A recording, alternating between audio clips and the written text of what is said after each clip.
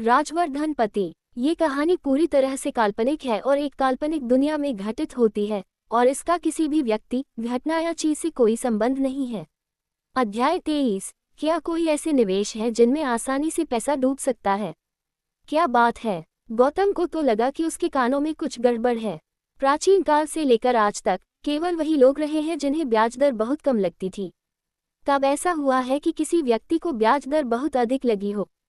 क्या ऐसा हो सकता है कि अर्जुन सिंह को अचानक इतनी संपत्ति विरासत में मिली हो और अचानक उसका मानसिक संतुलन बिगड़ गया हो और उसके दिमाग में कोई समस्या आ गई हो? अन्यथा एक सामान्य व्यक्ति बिना कमाए पैसा कैसे बना सकता है? साल में 8% की ब्याज दर पर यह 70 अरब युआन होता है। चीन के सबसे अमीर लोगों का समूह भी 70 अरब डॉलर नकद में नहीं ला सकता है ना? मेरा मतलब है, क्या आपकी ब्याज दर कम हो सकती है? अर्जुन सिंह ने कहा, मुझे याद है कि आपके बगल वाले समृद्ध बैंक की ब्याज दर आपसे कम है ना? मैं बस वही जमा कर दूंगा। अर्जुन सिंह आखिरकार एक दिन में मिलियन खर्च करता था, लेकिन एक नींद के बाद अगले दिन वह पैसा बर्बाद हो जाता था। तो क्या वह बंदर के वर्ष में सारा पैसा खर्च कर पाएगा? यदि आप कभी कभार छुट्टी लेना चाहते हैं, तो कुछ दिनों में आपके बैंक कार्ड में अतिरिक्त राशि आ जाएगी। वह अकादमी कब खुलेगा जिसे उसके माता पिता भी जादू कहते हैं? गौतम तुरंत करवाहट से मुस्कुराया। बैंकों की प्रतिस्पर्धा अक्सर जमाकर्ताओं को आकर्षित करने के लिए ब्याज दर पर निर्भर करती है। कम ब्याज दर कब अधिक ग्राहकों को आकर्षित करती है? क्या ये पौराणिक विपरीत कार्रवाई है? नहीं नहीं नहीं, मिस्टर अर्जुन रुकिए। इस समय गौतम को अब इस बात की परवाह नहीं थी कि अर्जुन सिंह पागल है या नहीं। अगर वे कम ब्याज दे सकते हैं तो बैंक इसे मना नहीं कर सकता। तो हम आपको 4.25% की वार्षिक ब्याज दर देंगे, तो आप हमेशा संतुष्ट रहेंगे, है ना? क्या 4.25? और क्या वह उस साल ब्याज में 40 अरब डॉलर नहीं है? और नहीं, तो हम सबसे कम वार्षिक मान ब्याज दर 0.24% का पालन करेंगे, गौतम ने जल्दबाजी में कहा। जब उन्होंने प्रधान कार्यालय के अध्यक्ष के साथ चर्चा की, तो उन्होंने जो ब्याज दर दी वह 4.25% और 10.75% के बीच थी। उन्होंने पहले ही सबसे कम ब्याज दर उद्धृत कर दी थी। यदि ये कम होता तो ये केवल साधारण बचत उपयोगकर्ताओं की वार्षिक मान ब्याज दर होती। लेकिन वह बिल्कुल नहीं समझ पाया कि इस धुंधले दिमाग में क्या था। साल में 10% ब्याज और आप बिना कुछ किए अरबों डॉलर की आय प्राप्त कर सकते हैं। क्या ये सुगंधित नहीं है? 0.24%। यह आंकड़ा सुनकर अर्जुन सिंह का भाव थोड़ा नर्म हुआ, लेकिन इसमें भी हर दिन 400 मिलियन से अधिक चीनी युआन का ब्याज है। क्या ये कम हो सकता है? क्या ये बहुत ज्यादा है? गौतम लगभग पागल होने वाला था। क्या मुझे ब्याज नहीं मिल सकता, या मैं आपको ब्याज दे सकता हूँ? अर्जुन सिंह ने कहा, देखिए, आपके लिए मेरे इस पैसे का प्रबंधन करना आसान नहीं है। हर दिन कितनी श्रम लागत है। मुझे कुछ सेवा शुल्क लेने में बिल्कुल कोई आपत्ति नहीं है, और मैं आपको साल के अंत में बोनस दूंगा। ये वाक्य सुनने के बाद गौतम पूरी तरह से मूर्ख बन गया। उसने दशकों तक जीवन जिया था और यह पहली बार था जब उसने सुना था कि कोई बैंक में पैसा जमा करने के लिए बैंक सेवा शुल्क देगा। ये किस तरह का फिजूल खर्ची है? मिस्टर अर्जुन, ये वास्तव में कम नहीं हो सकता। ये 0.24% पहले से ही हमारी सबसे कम मान ब्याज दर है। ये हमारे बैंक के नियम हैं। अगर मैं अपनी मर्जी से इसे कम करता हूँ तो मुझे दंडित किया जाएगा। तो मैं चलता हूँ। मिस्टर अर्जुन, अगर आप किसी दूसरे बैंक में भी जाते हैं तो भी यही बात है, गौतम ने कड़वी मुस्कान के साथ कहा। क्या ऐसा है? कोई बात नहीं, यह आपके लिए मुश्किल नहीं है। अर्जुन सिंह निराश हुआ। ऐसा लग रहा था कि उसकी दैनिक खर्च योजना को इस ब्याज की भरपाई के लिए 400 मिलियन चीनी युआन बढ़ाने की आवश्यकता होगी। गौतम ने आखिरकार राहत की सांस ली। हालांकि उसने अर्जुन सिंह से ज्यादा बात नहीं की, लेकिन उसकी पीठ पहले से ही भीग चुकी थी और ऐसे लोगों के खिलाफ कार्ड खेलना जानलेवा होगा। कोई बात नहीं, यह मेरा पैसा नहीं है, मैं क्यों चिंता कर रहा हूँ? गौतम ने अपने मन में खुद को तसल्ली दी। उसका काम ये था कि इस पैसे का उपयोग बैंक के मुनाफे को अधिकतम करने के लिए कैसे किया जाए। उसे कोई फर्क नहीं पड़ता।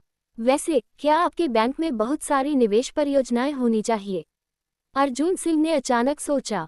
बेशक, क्या मिस्टर अर्जुन को इनमें दिलचस्पी है? गौतम की आंखें चमक उठीं।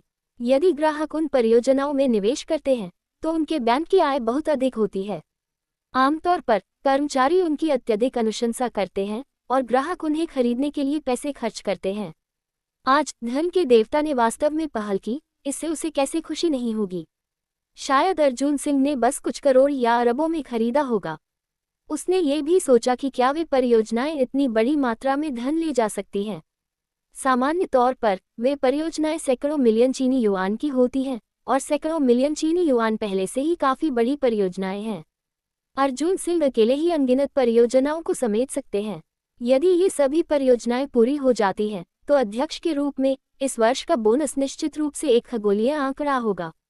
ये सोचकर गौतम को लगा कि उसके आसपास की हवा में पैसे की महक आ रही है। उसने तुरंत एक मोटी परियोजना परिचय पुस्तिका निकाली। ये हमारे बैंक द्वारा हाल ही में लॉन्च किया गया एक धन प्रबंधन उत्पाद है। ये 100% पूंजी संरक्षण की गारंटी दे सकता है और वार्षिक रिटर्न लगभग 3.8% अंक है, गौतम ने कहा। जब इस निवेश रिटर्न की बात आई तो उसके शब्द अचानक समाप्त हो गए। अर्जुन सिंह ने अभी 8% की वर्तमान ब्याज दर को अस्वीकार कर दिया। अब क्या 3.8% की ब्याज दर उसकी आंखों को भाएगी? ऐसा नहीं है कि रिटर्न बहुत कम है, बल्कि यह है कि लोग बिल्कुल भी ब्याज नहीं चाहते हैं और रिटर्न नहीं चाहते हैं। क्या उसने मुझसे पूछा कि क्या मुझे ये चाहिए? नहीं, मैं ये पूछना नहीं चाहता कि इस तरह की निवेश परियोजना क्या है, अर्जुन सिंह ने कहा। मैं ये पूछना चाहता हूँ कि क्या आपके बैंक में कोई ऐसी निवेश परियोजनाएं हैं जिनसे लाभ कमाने में कई साल लगते हैं, या ऐसी परियोजनाएं जिनमें आसानी से पैसा डूब सकता है? जोखिम जितना अधिक होगा उतना ही बेहतर। इस आदमी का दिमाग बीमार है। अगर अर्जुन सिंह एक साधारण व्यक्ति होता तो गौतम अब तक अपनी मां को कोसना शुरू कर देता। निवेश और वित्तीय प्रबंधन, ये निश्चित रूप से गारंटीड आय है। अब बैंक के धन प्रबंधन उत्पाद बहुत स्थिर हैं और रिटर्न बहुत अधिक नहीं हो सकता है, लेकिन लगभग सभी पूंजी की 100% वापसी की गारंटी दे सकते हैं। यदि जोखिम बहुत अधिक है तो साधारण ग्राहक इसे कैसे खरीद सकते हैं? तो फिर फंड क्यों न खरीदें, शेयर क्यों न खरीदें और कौन से वित्तीय उत्पाद खरीदें? वित्तीय उत्पाद एक स्थिर चीज को उजागर करना है, पैसा खोना लगभग असंभव है। मिस्टर अर्जुन, हमारे पास ऐसी कोई परियोजना नहीं है। ये संभव है। ये सच नहीं है। सच में नहीं, अर्जुन सिंह ने फिर से पुष्टि की। सच में नहीं। इन दिनों कुछ पैसे खर्च करना इतना मुश्किल क्यों है? अर्जुन सिंह ने फुसफुसाया। बैंक के अध्यक्ष के रूप में गौतम ने बहुत कुछ देखा है और वह ग्राहकों की जरूरतों के प्रति बहुत संवेदनशील है। वह इसे सुन सकता है। अर्जुन सिंह के दिमाग में कोई समस्या नहीं है, वह सिर्फ पैसा खर्च करना चाहता है। शायद कई नए अमीरों की तरह जब उनके पास पैसा आता है तो उनके दिमाग में सबसे पहली बात उपभोग होती है। जाहिर है, साधारण उपभोग अब अर्जुन सिंह को संतुष्ट नहीं कर सकता है। उसके लिए सोने की बड़ी चेन और अन्य विलासिता की वस्तुएं उसके एक दिन के ब्याज के एक अंश का भुगतान करने के लिए भी पर्याप्त नहीं है। वह उस तरह का उपभोग चाहता है जिसके बारे में साधारण लोग सोचने की भी हिम्मत नहीं करते। यह अमीरों की खुशी है। मिस्टर अर्जुन, हालांकि हमारे पास यहाँ पैसे खोने वाली कोई निवेश परियोजना नहीं है, लेकिन अगर आप खर्च करना चाहते हैं तो हमारे पास यहाँ कुछ परियोजनाएं हैं जो आपको संतुष्ट कर सकती हैं। ओह, आइए और सुनिए। अर्जुन सिंह अचानक दिलचस्पी लेने लगा। ये वह जवाब था जो वह चाहता था। आप जानते हैं, वैश्विक वायरस के कारण कई देशों की अर्थव्यवस्थाएं मंदी का सामना कर रही हैं, खासकर वे देश जो पर्यटन के माध्यम से अर्थव्यवस्था का समर्थन करते हैं। वे लगभग पतन की कगार पर हैं, इसलिए कुछ देशों ने कुछ उद्योगों और यहाँ तक कि जमीन भी बेचना शुरू कर दिया है। पता नहीं आपकी इसमें रुचि है या नहीं। क्या ये महंगा है? अर्जुन सिंह ने संकोच करते हुए पूछा। ये बहुत महंगा है, गौतम ने सिर हिलाया। ये वास्तव में हमारे बैंक की एक परियोजना है, लेकिन जोखिम बहुत अधिक है, यहाँ तक कि हम भी इसे हल्के में लेने की हिम्मत नहीं करते हैं और धन की वसूली में लंबा समय लगेगा। यदि आपकी रुचि है। हाँ, यही तो मैं चाहता हूँ, अर्जुन सिंह ने उत्साह से कहा। मुझे देखने दो, मैं अब अपने शरीर में प्रागैतिहासिक शक्ति को दबा नहीं सकता। संग्रह और सदस्यता के लिए पूछें। दंडवत प्रणाम। अध्याय 24। क्या दुनिया बनाने के लिए पैसे का उपयोग करें? मिस्टर अर्जुन सिंह, देखिए, ये वह संपत्ति और क्षेत्र है जिसे वे चीन साम्राज्य से बेचना चाहते हैं। गौतम ने अर्जुन सिंह के सामने एक नक्शा रखा। चीन देश एक छोटा देश है जिसका क्षेत्रफल वर्ग किलोमीटर से भी कम है। उनकी जनसंख्या अधिक नहीं है और उनका उद्योग और कृषि विकसित नहीं है।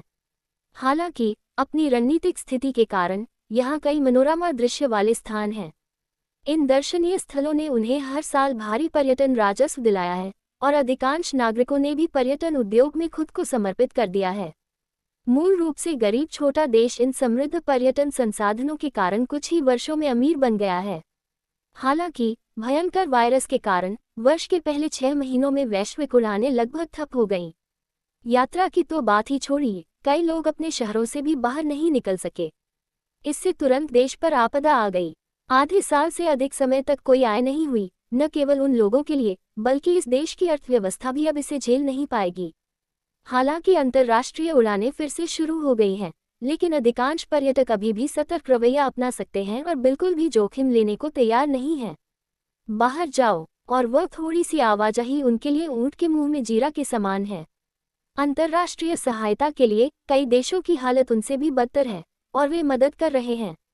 निराशा में वे अरोरा कोस्ट और हिमशिखरे पर्वत के 2 दर्शनीय स्थलों को बेचने का दर्दनाक निर्णय ही ले सकते थे।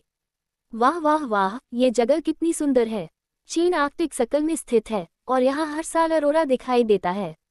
उस सफ़ेद रेतीले समुद्र तट पर अंतहीन चट्टानी किनारे और सुंदर अरोरा बिल्कुल विश्वस्तरीय हैं। सुंदर दृश्य, बस उन कुछ तस्वीरों ने अर्जुन सिंह को लालायित कर दिया। क्या वे सच में इसे बेचना चाहते हैं? अर्जुन सिंह ने पूछा। हाँ, पर्यटकों की कमी ने उनकी अर्थव्यवस्था को स्थिर कर दिया है और वायरस ने बहुत सारे जनशक्ति और भौतिक संसाधनों की खपत की है। अगर उनके पास वास्तव में कोई विकल्प नहीं है तो वे अपनी जमीन कैसे बेच सकते हैं? कैसे बेचना है? इसे कैसे बेचना है? गौतम इस सवाल से चौंक गया। उसे क्यों लगा कि अर्जुन सिंह सब्जी मंडी में सब्जियां खरीद रहा है और सब्जियों की कीमत पूछ रहा है। यह एक देश का क्षेत्र है, क्या आप और गंभीर हो सकते हैं? क्या मिस्टर अर्जुन सिंह इस जगह का उपयोग करने का अधिकार कुछ समय के लिए खरीदना चाहते हैं या स्थायी रूप से खरीदना चाहते हैं? मुझे माफ़ करना, पहली बार जमीन खरीदने का मुझे ज़्यादा अनुभव नहीं है। अर्जुन सिंह थोड़ा शर्मिंदा था। उसके पूर्वज जमीन खरीदने में माहिर होने चाहिए। चीन देश ने 2 तरह के प्रस्ताव दिए हैं। आप अरोरा कोस्ट का उपयोग करने का अधिकार 100 वर्षों के लिए खरीदना चुन सकते हैं। इन 100 वर्षों में ये तट आपका निजी क्षेत्र है, चाहे आप इसका उपयोग किसी भी चीज़ के लिए करना चाहें। यदि आप पर्यटन परियोजनाओं का विकास करते हैं और नियमों के अनुसार करों का भुगतान करते हैं तो आप ऐसा कर सकते हैं और कीमत 1.5 मिलियन है। यूरो, चीनी मुद्राएं। गौतम ने कहा, अरे यह इतना सस्ता है। अर्जुन सिंह अभी भी थोड़ा उत्साहित था। जब उसने ये संख्या सुनी तो उसने किताब पलटने से भी तेज अपना चेहरा बदल लिया। स्थायी रूप से इसका उपयोग करने का अधिकार खरीदने के बारे में क्या ख्याल है? वह शायद और महंगा होगा। तो मुझे अरोरा कोस्ट का स्थायी उपयोग का अधिकार चाहिए, अर्जुन सिंह ने बिना किसी हिचकिचाहट के कहा। अरे, मैंने अभी तक आपको कीमत नहीं बताई है। गौतम आज अर्जुन सिंह के हाथों बुरी तरह पिट चुका है। इतने बड़े अमीर आदमी का ये तरीका उसकी समझ से परे है। स्थायी उपयोग अधिकारों की कीमत 20.27 बिलियन है यूरो। यह अभी भी चीनी मुद्राएं हैं। धत तेरी, मैंने सोचा था कि यह बहुत महंगा होगा। काफी देर बाद वह लगभग मिलियन अमेरिकी डॉलर है। यह 1 साल के ब्याज के लिए भी पर्याप्त नहीं है। मिस्टर अर्जुन सिंह, हालांकि यह तट वास्तव में बहुत सुंदर है, लेकिन यह वास्तव में बड़ा नहीं है। सच कहूं तो कीमत थोड़ी महंगी है। क्या आप इस बारे में फिर से सोचेंगे? इसके बारे में मत सोचो, भले ही यह पैसा उनकी अर्थव्यवस्था के लिए हमारी सहायता हो। अर्जुन सिंह ने आगे पूछा, वह कौन सा पहाड़ है? हिमशिखरे पर्वत की कीमत 15.7 बिलियन चीनी डॉलर है। गौतम जानता था कि यह बिल्कुल भी धन का देवता नहीं है। ये कमीना लड़का पैसे उड़ाने वाला है। ये 1 मिलियन युआन की इकाई नहीं है। उसे यह कहने में भी शर्म आ रही है। तो मुझे वह भी चाहिए। और कुछ है क्या? मिस्टर अर्जुन सिंह, चीन देश द्वारा बेची गई बस इतनी ही जमीन है। इसके अलावा उनके पास बेचने के लिए एक छोटी सी हीरे की खदान भी है। हीरे की खदान, मुझे ये पसंद है। कितने की है? 5.2 मिलियन चीनी मुद्राएं। इसे ले लो, मुझे ये भी चाहिए। और कुछ? फिलहाल चीन जैसा कुछ नहीं है। गौतम ने मन ही मन सोचा, ये देश इतना ही बड़ा है और इन्हें बेचना एक निराशाजनक कदम होगा। अगर आप इसे बेचते हैं तो देश बर्बाद हो जाएगा।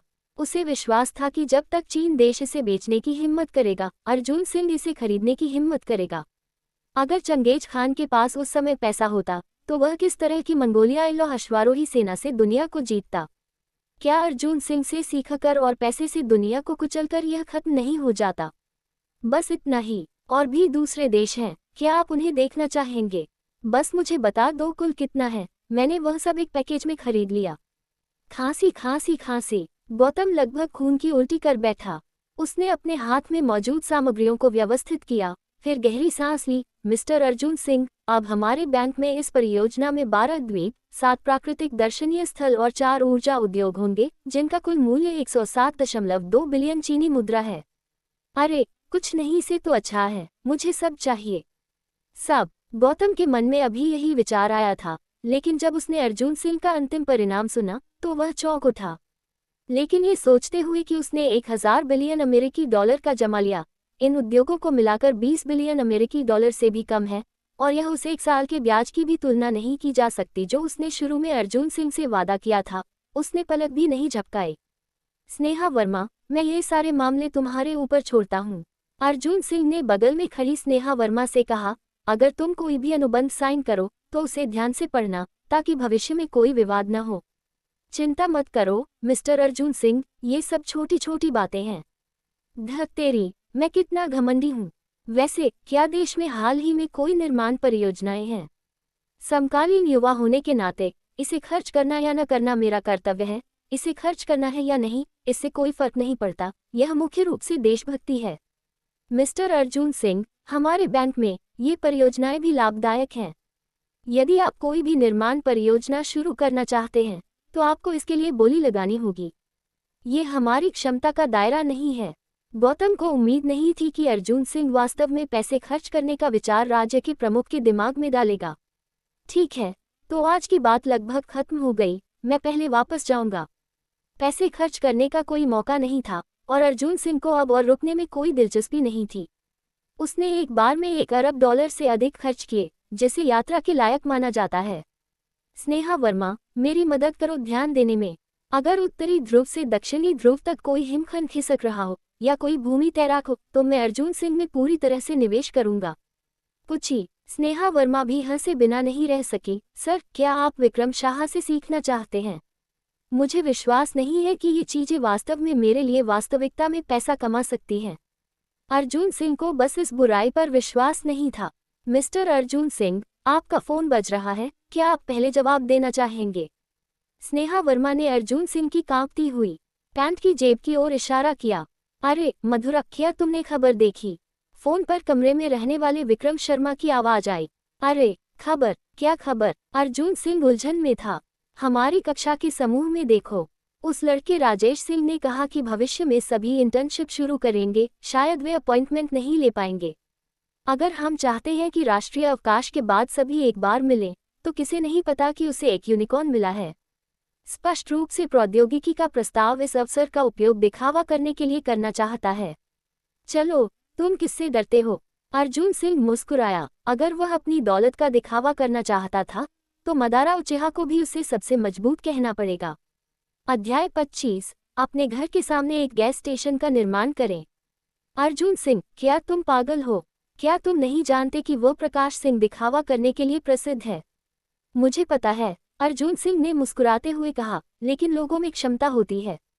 वह अपने पहले वर्ष से ही स्कूल की डिबेट टीम का कप्तान रहा है और उसने अपने जूनियर वर्ष में अपना खुद का व्यवसाय शुरू किया। हालांकि लोग इसे थोड़ा नापसंद करते हैं, लेकिन इस तरह का व्यक्ति समाज में सबसे लोकप्रिय है। खाने योग्य। मैंने सुना है कि इस साल यूनिकॉर्न टेक्नोलॉजी का वेतन पिछले साल की तुलना में एक और स्तर ऊपर बढ़ाया गया है। सबसे आम पद के लिए भी वेतन प्रति वर्ष 25 से अधिक तक पहुंच गया है। कहा जाता है कि इस प्रकाश सिंह को कोई अंदाजा नहीं है कि वह किस तरह की बकवास से गुजरा है। एक कार्यकारी को वह पसंद आ गया और सीधे 80 का वार्षिक वेतन प्रस्ताव दिया। इतना शक्तिशाली? अर्जुन सिंह भी थोड़ा हैरान था। एक स्नातक के लिए 80 का वार्षिक वेतन वास्तव में एक बहुत ही डरावना आंकड़ा है। अधिकांश लोग अपने पूरे जीवन में इतनी आय प्राप्त नहीं कर सकते हैं। इस बार उसने ये दिन आयोजित किया, जाहिर तौर पर दिखावा करना चाहता था। हम में से जिन्होंने अभी तक नौकरी भी नहीं पाई है, वहां जाते हैं। क्या ये खुद को मारना नहीं है? तुम खट्टे हो, अर्जुन सिंह ने कहा। क्या तुम खट्टे नहीं हो? विक्रम शर्मा बिल्कुल भी पाखंडी नहीं था। नींबू के पेड़ पर नींबू का फल, तुम और मैं नींबू के पेड़ के नीचे। भूलो मत, तुम दोनों ने उत्कृष्ट स्नातकों के लिए प्रतिस्पर्धा की और तुमने उसे जीता भी। ये वह तुम्हें एक बार घृणा करने भी आ सकता है। हालांकि प्रकाश सिंह ने क्लबों और उद्यमिता में बहुत समय बिताया, लेकिन उसने अपनी पढ़ाई की भी उपेक्षा की, और अर्जुन सिंह ने रटने की अपनी प्रतिभा पर भरोसा करते हुए प्रकाश सिंह से उत्कृष्ट स्नातक का खिताब छीन लिया। प्रकाश सिंह की नज़रों में आने से कम नहीं है। ये सिर्फ एक टूटा हुआ प्रमाण पत्र है, ये बेकार है। अर्जुन सिंह ने बहुत पहले ही सब कुछ जान लिया है। समाज में, स्कूल में वे सम्मान झूठे हैं। उन कॉर्पोरेट कर्मियों की नज़रों में एक उत्कृष्ट स्नातक एक गरीब स्नातक से कहीं बेहतर है। इंटर्नशिप के अनुभव वाला आखिरी छात्र लोकप्रिय था, और यही सामाजिक यथास्थिति है। तुम इसे देख सकते हो। मेरे यार को करोड़ों की संपत्ति विरासत में मिली है, क्या तुम्हें अभी भी इन चीज़ों की परवाह है? अर्जुन सिंह ने लापरवाही से कहा। क्या तुम अंतहीन सपने देख रहे हो? विक्रम शर्मा ने मुस्कुराते हुए कहा, ठीक है, तुम्हें करोड़ों की संपत्ति विरासत में मिली है ना? अगर तुम में क्षमता है, तो क्या तुम हमें दिखा सकते हो? ठीक है, लेकिन तुम्हें पहले से एक डॉक्टर ढूंढना होगा। मुझे डर है कि तुम्हारा दिल अब इसे नहीं ले पाएगा और तुम्हें किसी को बचाने की आवश्यकता होगी। हाँ, तुम कमीने। विक्रम शर्मा ने स्पष्ट रूप से अर्जुन सिंह की बातों को गंभीरता से नहीं लिया। चूंकि तुम भी जा रहे हो, तो चलो भी चलते हैं। कुछ ऐसा है जो मैंने सही कहा है, भविष्य में सभी के एक साथ आने की संभावना कम और कम होती जा रही है, और जब तक समय है, चलो इसे संजोते हैं। वैसे, बाकी कक्षा का क्या हाल है? अर्जुन सिंह ने पूछा। वे लोग, कहने की जरूरत नहीं, वे इस तरह के चापलूसी के अवसर को कैसे छोड़ सकते थे? ऐसा नहीं है कि तुम नहीं जानते, हमारी कक्षा के वे लोग। कहना मुश्किल है। देखो, यह एक बड़े पैमाने पर कुत्ते चाटने का दृश्य होना चाहिए। कक्षा के उन सहपाठियों के बारे में सोचते हुए विक्रम शर्मा थोड़ा हंसा। ठीक है, आखिरकार स्नातक होने के बाद समाज अभी भी बहुत यथार्थवादी है। शायद प्रकाश सिंह भविष्य में वास्तव में उनकी मदद कर सके। छोड़ो भी, उस आदमी ने दिखावा करने के अलावा कब हमारी परवाह की।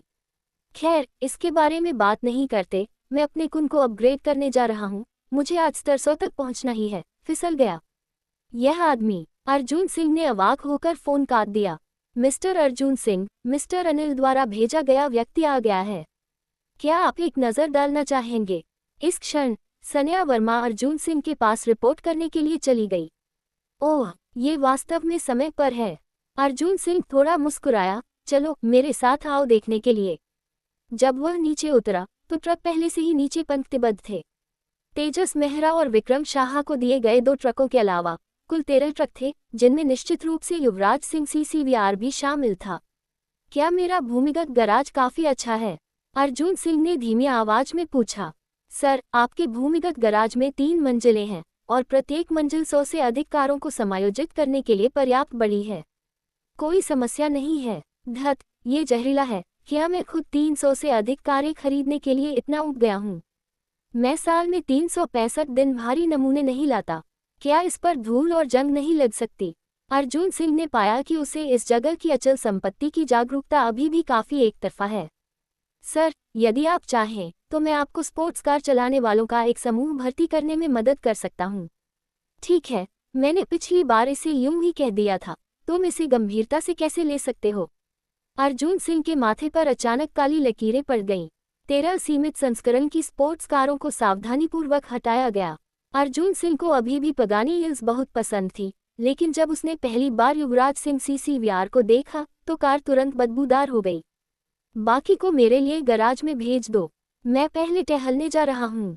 हालांकि अर्जुन सिंह ने हाई स्कूल से स्नातक होने पर ही अपना ड्राइविंग लाइसेंस प्राप्त कर लिया था, लेकिन अपने पिता की पुरानी छोटी टूटी हुई कार के अलावा कभी अच्छी कार नहीं चलाई, स्पोर्ट्स कार तो दूर की बात है।